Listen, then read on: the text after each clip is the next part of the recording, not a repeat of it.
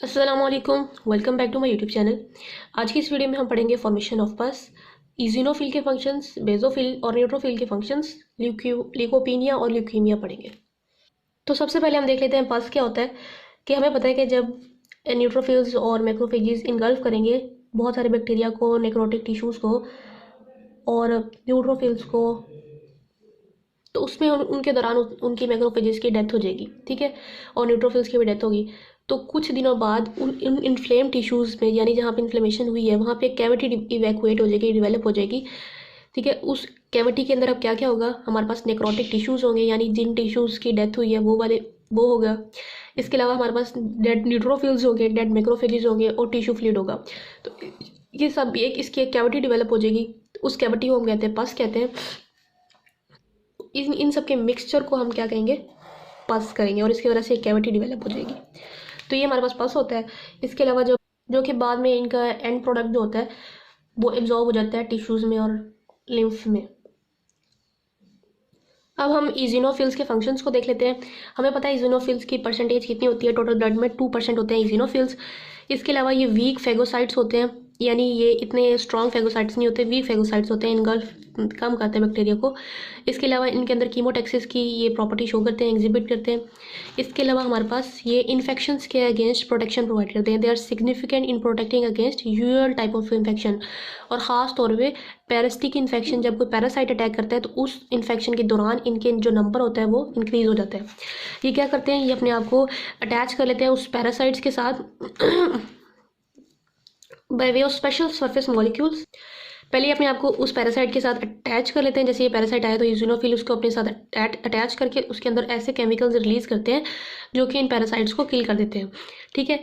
तो हमारे पास पहले क्या करता है, ये जुवेनाइल यानी जो उसकी एडल्ट जब से छोटी फॉर्म होती है पैरासाइट्स की, उसके साथ ही अपने आप को यूजिनोफिल अटैच करते हैं, जुवेनाइल फॉर्म ऑफ पैरासाइट के साथ अटैच करते हैं और उनको किल कर देते हैं इस तरह कि अपने एक हाइड्रोलाइटिक एंजाइम्स रिलीज़ करते हैं अपने ग्रेन्यूल्स में से, जो कि क्या होते हैं, मॉडिफाइड लाइसोसोम्स होते हैं। लाइसोसोम्स क्या करेंगे, इनगल्फ कर देंगे उन।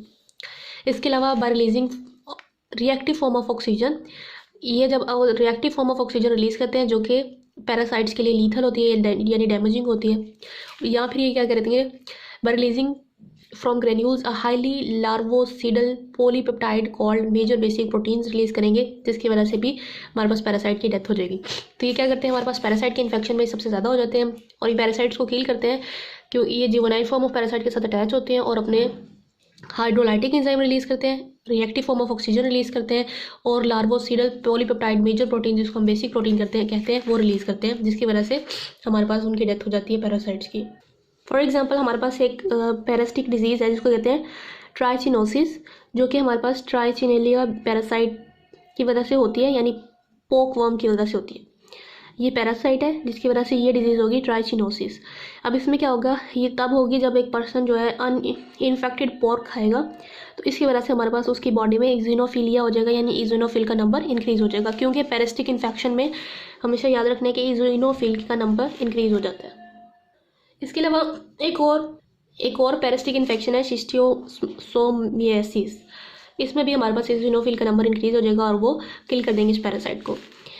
अच्छा, इसके अलावा हमारे पास जो है इनकी स्पेशल प्रोपेंसिटी होती है कि ये कलेक्ट कर लेते हैं टिश्यूज़ इन विच, यानी ये ऐसे टिश्यूज़ को कलेक्ट कर लेते हैं जिनमें एलर्जिक रिएक्शंस हुए हों। अब मिसाल के तौर पे अगर हमारे पास एक पर्सन को एस्थमा है तो उसके पेरीब्रोंकियल टिश्यूज़ होंगे लंग्स के, उनमें एलर्जिक रिएक्शंस हुए होंगे, तो उनको ये क्या करते हैं, कलेक्ट कर लेते हैं। इसके अलावा अगर एलर्जी हुई हो स्किन में तो उन स्किन सेल्स को फिर ये कलेक्ट कर लेते हैं, यानी ऐसे सेल्स जिनके अंदर एलर्जिक रिएक्शंस हुए हों उनको ये कलेक्ट कर लेते हैं, ठीक है। उसके बाद हमारे पास क्या है कि mast cells and basophil mast cell और बेजोफिल क्या करते हैं, रिलीज़ करते हैं इजिनोफिल कीमोटैक्टिक फैक्टर, जो कि इजिनोफिल को काज करता है कि वो इन्फ्लेम्ड एलर्जिक टिश्यूज़ तक जा सके। यानी हमारे पास ये एलर्जिक रिएक्शंस ऐसे सेल्स को कलेक्ट कर लेते हैं जिसमें एलर्जी हुई हो। अब उसकी वजह ये है कि हमारे पास जो मास्ट सेल्स होते हैं या बेजोफिल सेल्स होते हैं, ये रिलीज़ करते हैं कीमोटैक्टिक फैक्टर, इजिनोफिल कीमोटैक्टिक फैक्टर, यानी इजिनोफिल को अपनी तरफ बुलाने वाले फैक्टर्स रिलीज़ करते हैं। जब इन्होंने उनको बुला लिया तो फिर ये इजिनोफिल्स उधर जाएंगे और उनको कलेक्ट कर लेंगे। इसके अलावा ये डिटॉक्सीफाई करते हैं इन्फ्लेम इंड्यूसिंग सब्सटेंसेस को, जो कि रिलीज़ करते हैं मास्ट सेल्स और बेजोफिल, और ये फेगोसाइटोज करते हैं एलर्जन एंटीबॉडी कॉम्प्लेक्स को, that prevent excess spread of inflammatory process, यानी ये इनगल्फ करते हैं एलर्जन एंटीबॉडी कॉम्प्लेक्स को, ठीक है, जिसकी वजह से इन्फ्लेमेशन फर्दर स्प्रेड होने से प्रिवेंट होती है। तो ये सारे हमारे पास फंक्शन थे इसके कि ये वीक फेगोसाइटोज होते हैं। इसके अलावा ये एलर्जिक रिएक्शंस में इनका नंबर बढ़ जाता है, खासतौर पे पैरासाइटिक इन्फेक्शन में। इसके अलावा ये ऐसे टिश्यूज़ या सेल्स को कलेक्ट करते हैं जिनमें एलर्जी हुई हो। क्यों? क्योंकि हमारे पास मास्ट सेल्स और बेजोफिल सेल्स ऐसे फैक्टर्स रिलीज करते हैं जिसकी वजह से ये इज़िनोफिल को अट्रैक्ट करते हैं, जिनको हम इज़िनोफिल कीमोटैक्टिव फैक्टर कहते हैं। इसके अलावा ये डिटॉक्सीफाई करते हैं ऐसे सब्सटेंसेस को जो रिलीज़ किए होते हैं बेजोफिल और मास्ट सेल ने, इन्फ्लेमेशन इंड्यूसिंग सब्सटेंसेस, यानी ताकि इन्फ्लेमेशन हो। उन सब्सटेंसेस को फिर ये क्या करते हैं, ये इनगल्फ कर लेते हैं। इसके अलावा एलर्जन एंटीबॉडी कॉम्प्लेक्स को भी ये फेगोसाइटोज कर लेते हैं। अच्छा, बेजोफिल का फंक्शन में सबसे इंपॉर्टेंट फंक्शन है कि ये एलर्जिक रिएक्शंस कॉज कर देते हैं। तो स्टार्ट में इंट्रोडक्शन में है कि बेजोफिल जो है सर्कुलेटिंग ब्लड में वो बिल्कुल मास्ट सेल जैसे होते हैं। मास्ट सेल्स होते हैं हमारे पास कैपिलरीज के आउटसाइड होते हैं। मास्ट सेल्स और बेजोफिल दोनों क्या करते हैं, रिलीज करते हैं हेपरिन इनटू द ब्लड। और हेपरिन एक ऐसा सब्सटेंस है जो कि ब्लड कोएगुलेशन को यानी ब्लड क्लॉटिंग को प्रिवेंट करता है, ठीक है। तो पहला इसका फंक्शन है ये हेपरिन रिलीज करता है, हेपरिन ब्लड क्लॉटिंग को प्रिवेंट करता है। इसके अलावा जो है हमारे पास ये हिस्टामिन भी रिलीज़ करते हैं और ब्रेडिकाइनिन और सीरोटोनिन भी रिलीज़ करते हैं, as well as small quantity of bradykinin and serotonin. ये सब केमिकल सब्सटेंसेस हैं जो बेजोफिल और मास्ट सेल्स रिलीज़ करते हैं। ओके, उसके बाद हमारे पास क्या करते हैं, ये दोनों जो हिस्टामिन और ये जो रिएक्शन ये सब्सटेंसेस हैं ये हमारे पास एलर्जिक रिएक्शंस कॉज करते हैं। अब ये एलर्जिक रिएक्शंस कैसे कॉज करते हैं कि हमारे पास एक antibody, some type of antibody that का एक एंटीबॉडी होती है इम्यूनोग्लोबुलिन IgG, ठीक है, इसका नाम आपने याद रखना है, इम्यूनोग्लोबुलिन IgG, यानी एंटीबॉडी IgG जो होती है small g and capital G, ये एलर्जिक रिएक्शंस कॉज करती है, ठीक है। इसके बाद ये क्या होता है, ये हमारे पास ये IgG जो है बाइंड कर जाएगी मास्ट सेल्स और बेजोफिल सेल के साथ। जब ये हमारे पास बेजोफिल सेल्स के साथ बाइंड कर देगी तो इस एंटीबॉडी के साथ जब आके कोई एंटीजन लगेगा तो जिस सेल के साथ ये अटैच हुए हैं वो बर्स्ट कर जाएगा, यानी बेजोफिल सेल्स और मास्ट सेल्स बर्स्ट कर जाएंगे। जब वो बर्स्ट करेंगे तो उसके अंदर से हमारे पास हिस्टामिन, ब्रेडिकाइनिन, सीरोटोनिन और हेपरिन और इस तरह के और इसके अलावा स्लो रिएक्टिंग सब्सटेंस ऑफ एनाफ्लेक्सिस कहते हैं मिक्सचर ऑफ 3 लिकोट्राइंस, ठीक है। और इस तरह के और भी नंबर ऑफ लाइजोसोमल एंजाइम्स रिलीज होंगे।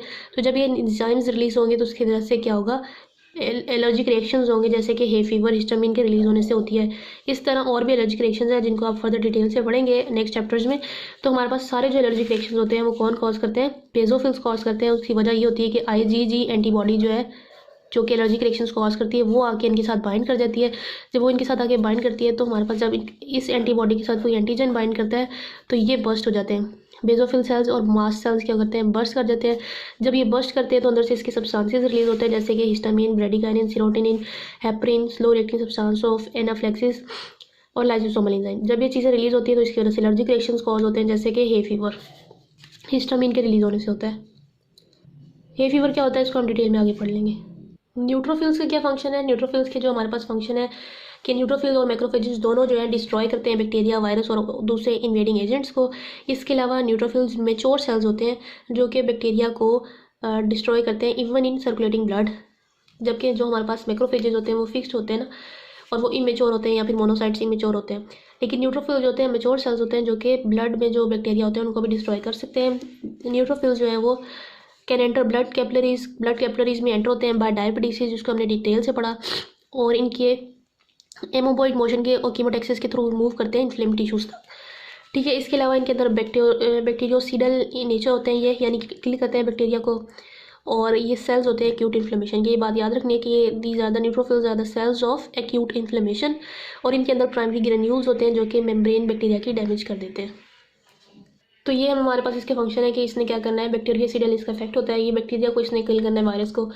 इसके अलावा सर्कुलेटिंग ब्लड में भी किल कर सकते हैं, ये इन्फ्लेम्ड एरिया तक जाते हैं डायबिटीज के थ्रू। नेक्स्ट हमारे पास एक डिजीज़ है लिकोपीनिया डिजीज़, जिसमें हमारे पास WBCs का लेवल जो है बॉडी में कम हो जाता है क्योंकि बोन मैरो प्रोड्यूस ही नहीं करते हैं WBCs। और अब अगर WBCs का लेवल बॉडी में कम हो गया तो हमारे पास बॉडी जो है अनप्रोटेक्टेड है अगेंस्ट डिजीज़, यानी उसको डिजीज़ इन्फेक्शंस हो सकते हैं।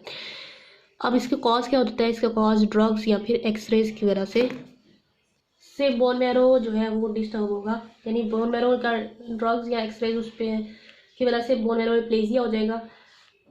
तो उसकी वजह से हमारे पास bone marrow they will stop producing WBCs and WBCs level will fall. Next हमारे पास है ल्यूकीमिया, जिसमें हमारे पास कैंसरस म्यूटेशन हो जाएगी और WBCs एबनॉर्मल बनेंगे।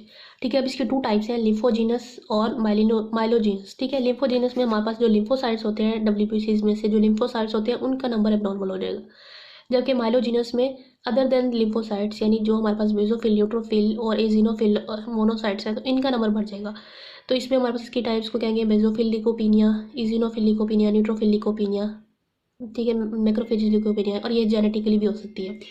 अब हमारे पास ल्यूकीमिया का इफेक्ट क्या होगा बॉडी में कि ब्लीडिंग टेंडेंसी हो जाएगी बिकॉज प्लेटलेट्स नॉर्मल नहीं है।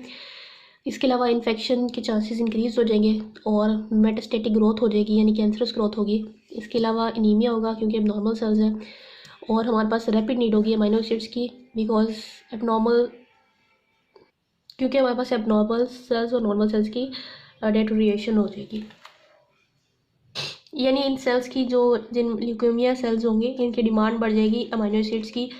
और बस यही है इसमें कि हमारे पास ब्लीडिंग टेंडेंसी हो जाएगी, इन्फेक्शन के चांसेस ज़्यादा हो जाएंगे, मेटास्टेटिक ग्रोथ होगी दूसरे टिश्यूज़ में, एनीमिया हो जाएगा और रैपिड नीड बढ़ जाएगी, मतलब ज़रूरत बढ़ जाएगी अमीनो एसिड्स की, डिमांड बढ़ जाएगी।